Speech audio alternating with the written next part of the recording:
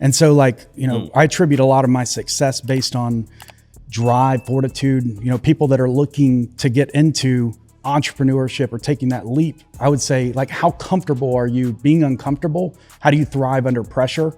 And if you don't do well, don't get started. Yeah. And because you're not going to be successful, and it's going to be too much of a challenge where you need to pivot. How well do you deal under pressure? Yeah, and so there's a lot of pressure, bro. it is. It's nonstop, man. Yeah. And it's like how much, I think the difference between like a lot of successful people is and not successful is and I'll identify what is success. Success to me is living life on your own terms and not baseline just on a monetization figure. Yeah. It's more of like waking up and genuinely enjoying what you do and loving it. Yeah.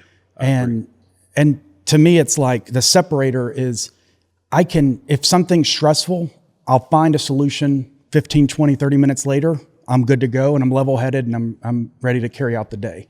Whereas a lot of people will live on that for days or weeks and they'll let it compound and they'll stress over things they can't control versus just letting it be, but coming up with or tasking it to someone else to delegate a plan and then executing it and then making sure, following up to make sure it got handled. That's good. So one of the things I want to talk about, and we was talking about before we started, the difference between 7-figure businesses and whether e-com or a period or an 8 figures. And I know one of them is delegation. How important is just delegating? How do you let go? Like, how do you kind of let go? Like, cause there's someone's listening to this and they're like, I feel like I got to do everything. What are you telling somebody to just let go?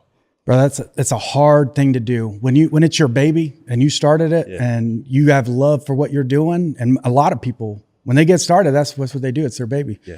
It's hard to let go. I would say the biggest thing that helped me from the beginning was I hired a recruiting firm because I'm hiring for where I want to be, not where I'm currently at. And the vision surpasses where I'm currently at. So why hire where my needs are currently?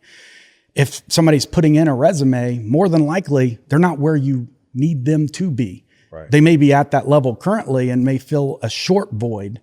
But ultimately, if you're goal setting, what's going to move me from 7 figures to 8 figures?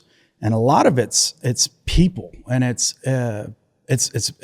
operating under standard operating procedures and specific guides and accountability and delegation and follow-ups and having, they call it rock drills. So, if it's daily huddles or cadences based on like, at the end of the day, this is the report that's needed per department. Yep.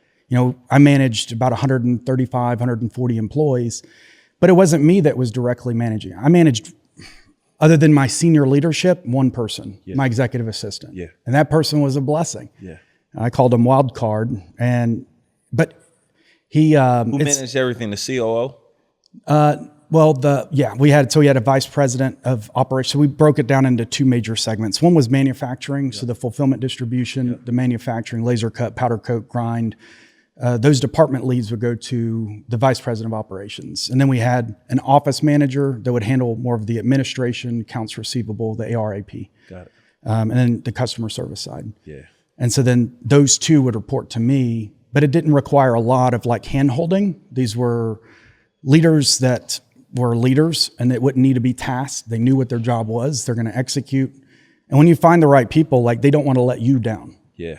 And those people you need to hold on to versus what's in it for me mentality is what's best in the best interest of the company. What's in the best interest of all of us. If we do this and we all put in work, it's going to be easier for everyone versus 1 or 2 people carrying the load for everybody else.